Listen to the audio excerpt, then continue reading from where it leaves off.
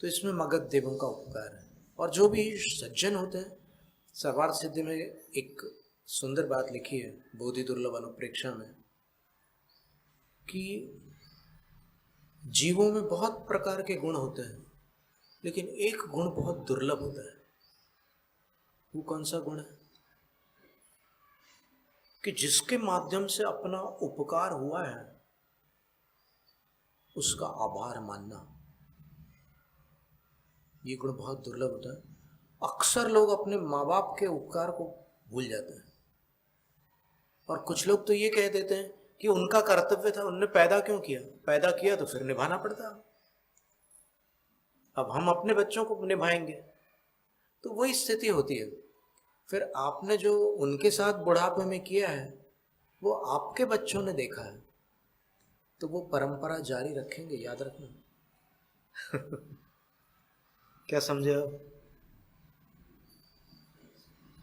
बच्चे सुनकर कम सीखते हैं, देखकर अधिक। तो अगर उनको ये देखने मिलेगा कि आप अपने माता पिता के साथ सद्व्यवहार करते हैं, तो फिर वो अपने माता पिता के साथ बुढ़ापे में सद्व्यवहार करेंगे। और अगर उनको ये देखने मिलेगा कि आप झिड़क देते हो,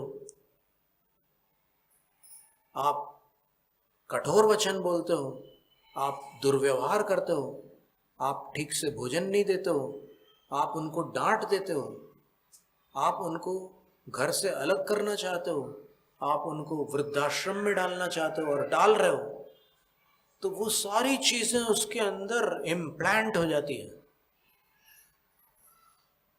वो जो सीडी बनती है उनके अंदर, वो रीराइटेबल नहीं होती। वो परमानेंट सीडी होती है। तो फिर सेम वही चीज वो आपके साथ करता है। किसी अंग्रेजी लेखक ने लिखा है कि वृद्धों के प्रति आज आपका जो व्यवहार है वो आपका भविष्य है।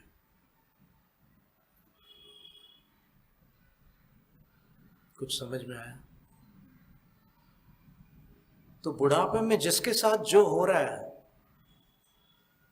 उसने अपने बुजुर्गों के साथ कभी वैसा किया है? इस जन्म में या किसी पूर्व जन्म में? क्योंकि बिना कर्म के फल नहीं मिलता। अब अफसोस करने की कोई बात नहीं है, क्योंकि अफसोस करने से अतीत नहीं बदलता।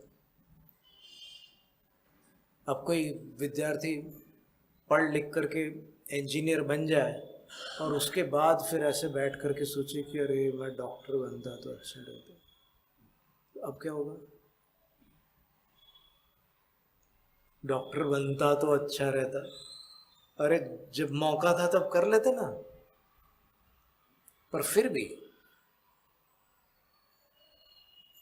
अगर समय है तो इंजीनियर बनने के बाद भी डॉक्टरी कर सकते हो।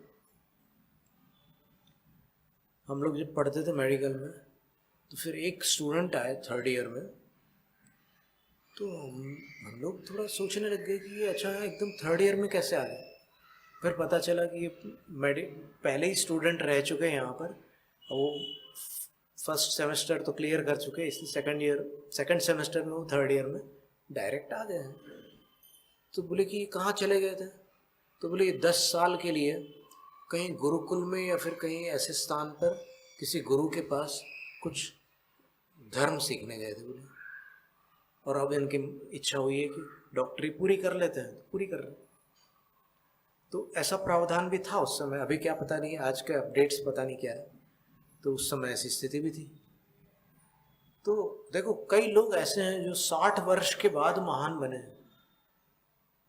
60 वर्ष तक उनको कोई जानता ही नहीं था, और उसके बाद जैसे उनने नाम, अब ऐसे योग होते हैं अपने कर्मों के, पत्रिका में थोड़ी सी सूचना मिल जाती है उसकी कि भाई तुम्हारे 60 वर्ष तक तो ये आवरण रहेगा, उसके बाद ये आवरण हट जाएगा, उसके बाद फिर तुम्हारी प्रगति, तरक्की, कीर्ति सब कुछ होगी।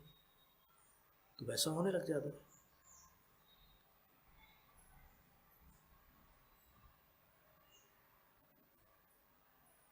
कई ऐसे देश के बड़े नेता हुए हैं जिनका नाम तक कोई नहीं जानता था और बाद में दुनिया उनको जानने लगी। ऐसे कई लोग हुए हैं। तो वैसे भी योग होते हैं। तो इसलिए निराश होने की तो बात नहीं है, पर अफसोस नहीं करना है। अतीत में जो कर लिया हो गया। अब अगर कोई ऐसा खेदपूर्ण कार्य किया है आपने, तो फिर उसका प्रायश्चित अवश्य करना, क्योंकि चने के बराबर ऋण भी चुकाए बिना छुटकारा नहीं है इस संसार से, ये याद रखना। चने के बराबर। और अपन मन वचन काय और कषाय से क्या क्या कर डालते हैं। अपन कितने ऋण ले रहे हैं रोज, कब उतारेंगे?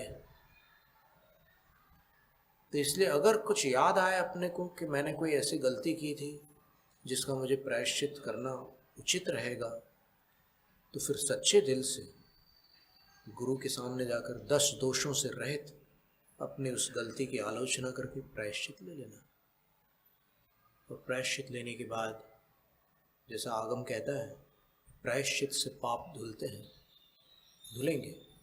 पश्चाताप से नहीं धुलेंगे, पश्चाताप से प्रायश्चित की तैयारी होगी। और प्रायश्चित खुद तप है, उससे पाप कटेंगे, उससे पाप धुलेंगे।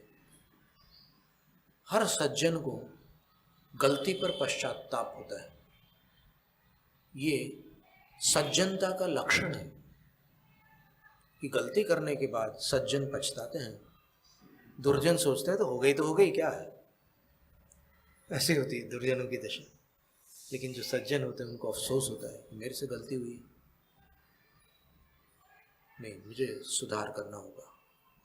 जो अपराध हुए हैं उनका दंड स्वीकार करना होगा, जो भूल हुई है उनको सुधारना होगा। और यही तो मनुष्य जीवन है, जहां पर ये सब पॉसिबल है, संभव है।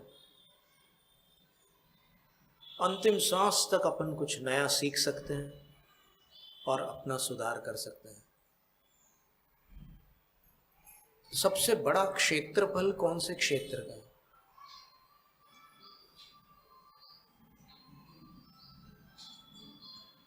समुद्र का, धरती का, आकाश का, किसका?